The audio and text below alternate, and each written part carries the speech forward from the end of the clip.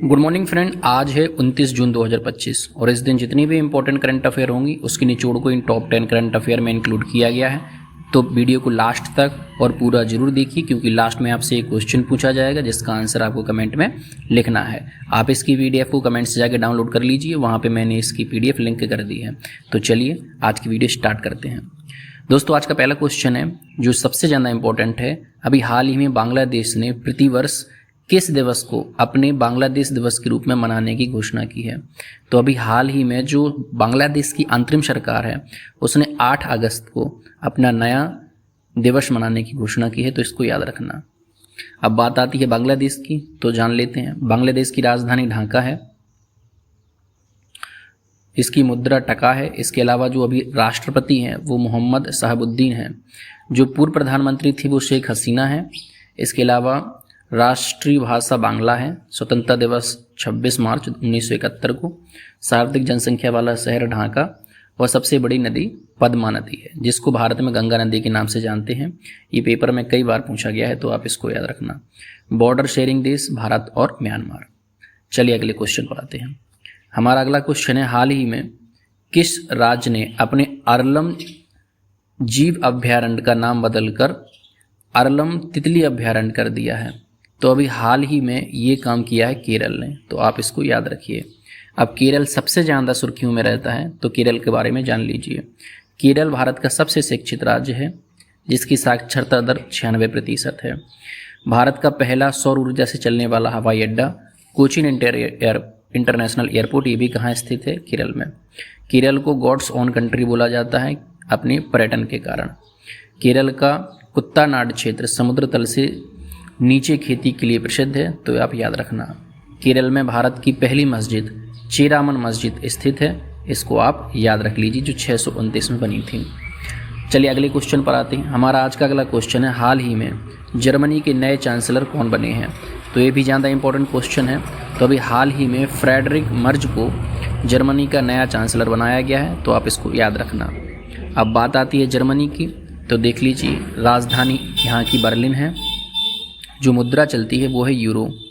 Chancellor Olaf Scholz हैं यहाँ के। राष्ट्रपति फ्रैंक वॉल्टर स्टाइनमायर हैं। यूरोप महाद्वीप में स्थित है। यूरोप की सबसे बड़ी अर्थव्यवस्था जर्मनी यही है। प्रसिद्ध ऑटोमोबाइल कंपनी जैसे BMW, मर्सिडीज, ऑडी, वॉल्वैगन ये सभी जर्मनी की कंपनियां हैं, आप याद रखना। इनमें से कोई भी पेपर में पूछ ली जाती है। इसकी सबसे लंबी नदी राइन है। चलिए अगले क्वेश्चन पर आते हैं। हमारा आज का अगला क्वेश्चन है, हाल ही में किस राज्य ने 80,000 करोड़ की लागत से एक शक्तिपीठ एक्सप्रेस वे बनाने की घोषणा की है? तो अभी हाल ही में ये काम किया है महाराष्ट्र ने, तो आप याद रखना। अब बात आती है महाराष्ट्र की, तो देखिए यहाँ पर महाराष्ट्र की राजधानी मुंबई है। सबसे बड़ा जिला क्षेत्रफल की दृष्टि से इसका अहमदनगर है। रमेश बैस यहाँ के राज्यपाल हैं। एकनाथ शिंदे यहाँ के मुख्यमंत्री हैं। राजकीय भाषा मराठी और कुल लोकसभा सीटें यहाँ की 48 हैं, ये पूछ लिया जाता है। प्रसिद्ध त्यौहार यहाँ का गणेश चतुर्थी है। महाराष्ट्र का प्रमुख नृत्य लावड़ी, ये कहाँ से संबंधित है? महाराष्ट्र से। रायगढ़ का किला प्रसिद्ध है यहाँ पर और इसकी आर्थिक राजधानी मुंबई, जो भारत की भी आर्थिक राजधानी है। चलिए अगले क्वेश्चन पर आते हैं।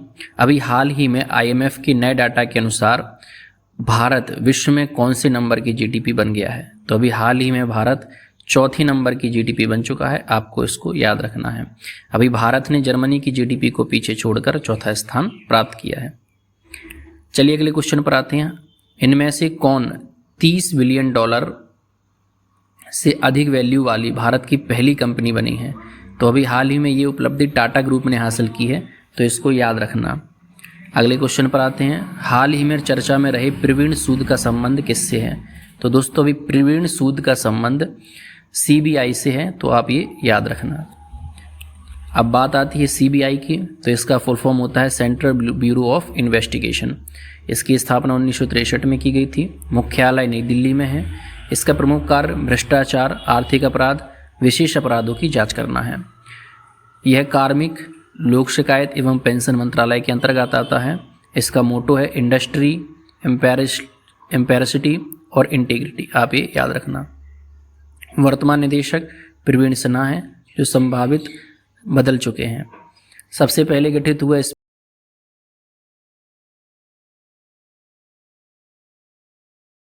41 में, तो ये याद रखना ये ब्रिटिश काल का है। लोकप्रियता भारत की प्रमुख जांच एजेंसी के रूप में मिली। कानूनी अधिकार दिल्ली विशेष पुलिस स्थापना अधिनियम 1946 से प्राप्त है। चलिए अगले क्वेश्चन पर आते हैं। हमारा अगला क्वेश्चन है, हाल ही में विश्व एथलेटिक्स दिवस 2025 कब मनाया गया? तो अभी हाल ही में 7 मई को ये मनाया गया है, तो आप इसको याद रखना। अगले क्वेश्चन पर आते हैं, हाल ही में भारत का पहला राज्य कौन सा बना है जिसने मोबाइल आधारित ई वोटिंग को मान्यता दी है?